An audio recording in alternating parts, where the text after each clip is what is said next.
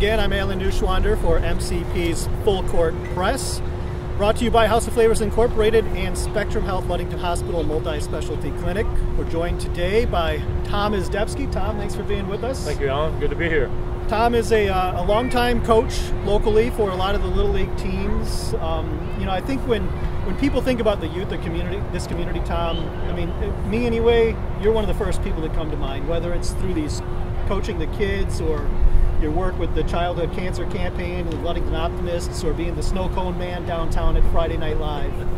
I missed that this year. Yeah, when it comes to youth, I mean, you're really up there among the leaders in our community. Well, actually, I appreciate that very much, and that's very kind of you to say that. I really, that does mean a lot to me. It really does. Yeah. And we are specifically talking about your coaching career. You were out here coaching today the little kids with Pee Wee soccer, and you've been doing this for a really long time. When did you start your local coaching career? Is that another way to say that I'm old? Probably, but I've actually been coaching, hard to believe, because I figured it out the other day, for 32 years. So that's about half my life I've been coaching. Started in 1989 doing my niece's softball team. I had not coached before, and they were practicing across the field from my house, and my sister and brother-in-law said, "Hey, why don't you just come out, help us out, we're just practicing." I went over there, and I've been hooked on ever since. So it started with your niece? Started with my niece's softball, at LAC, went over there, and actually I was on crutches, I think, at the time. And yeah, that's where it started. Did you get into coaching your own kids? Then I ended up coaching my own kids, and I coached my nieces for a while, and then got into my own kids. Actually did my grandkids for a while, and now I'm just coaching wherever they'll have me coach. For soccer, I've just told them, wherever you need me, I'll coach. So right now I'm doing U-6, I just saw today, which means they're 5 years old. Sure.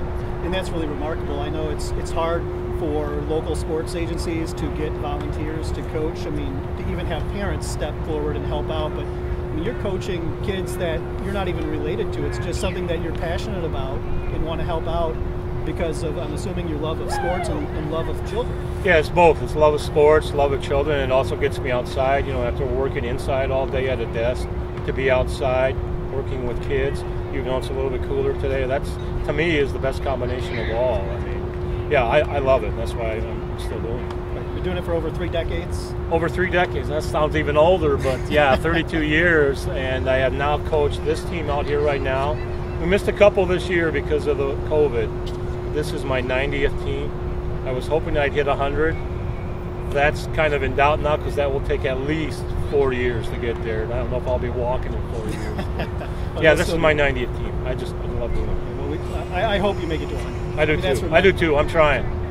But the virus will have to change a little bit come spring. I know there's not going to be any basketball, at least for the girls this fall. Hopefully the boys in the winter. We'll see.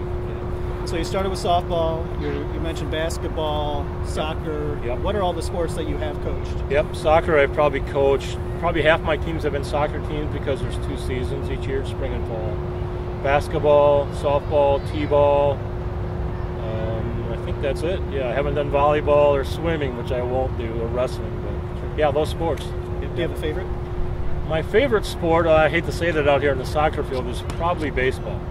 That's probably the sport I know the best, but again, like I said, soccer is the one I've coached the most. Yeah. And is it always this age group? You said the kids out here today are 5 and under, but has it been a wide range of ages? It's been a wide range. I've done U5, which means they're 4 years old. I've done up to soccer U14. I've done anywhere like t-ball and softball, anywhere from kindergarten to 6th grade.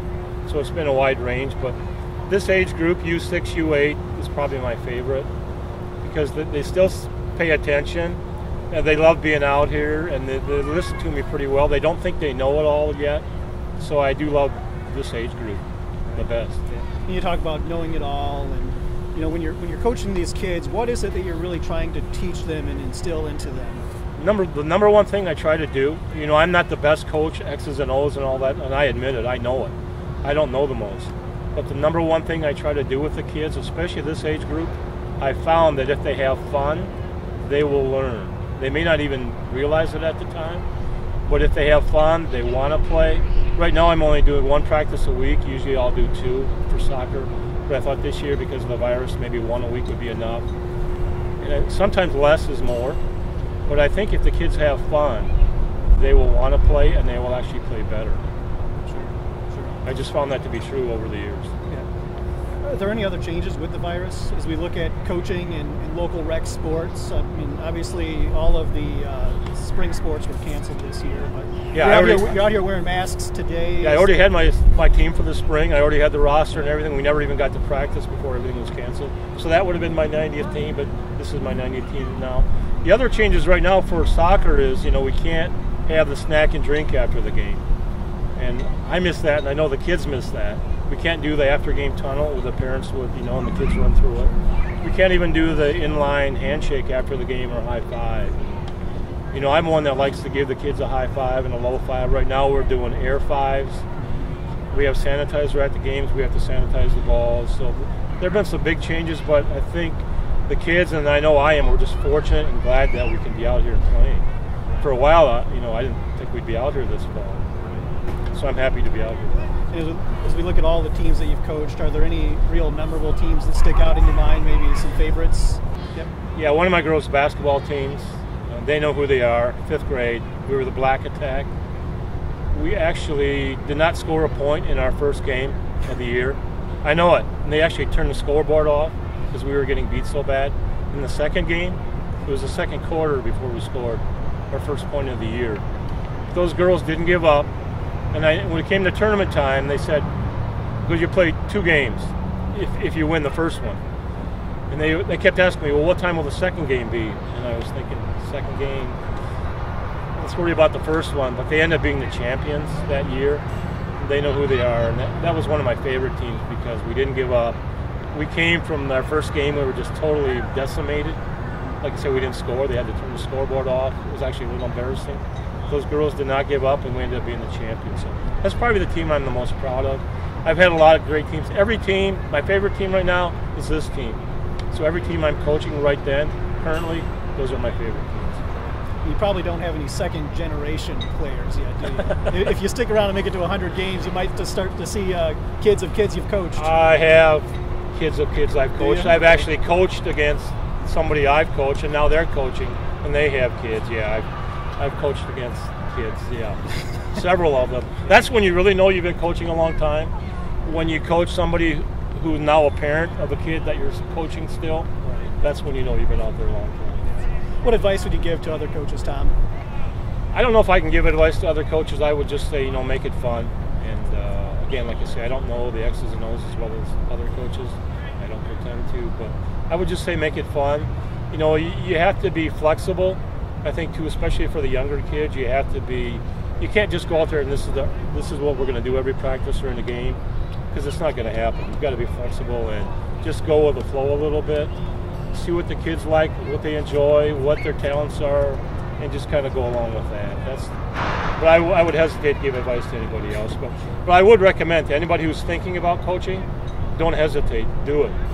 And I know, like, as you said earlier, they are short of coaches. They're always struggling to get coaches, probably especially now. But I would recommend to anybody that's even half interested, just do it. I think you'll find that you enjoy it more than you think you will. Anything else you want to add? No, I think that's it. I just thank you guys for coming out here today, and hopefully our practice didn't bother you too much, but they are a great group of kids, and I do love being here. Thank you guys. They were having a lot of fun. It looked like you were having a lot of fun. Yeah, I enjoy it.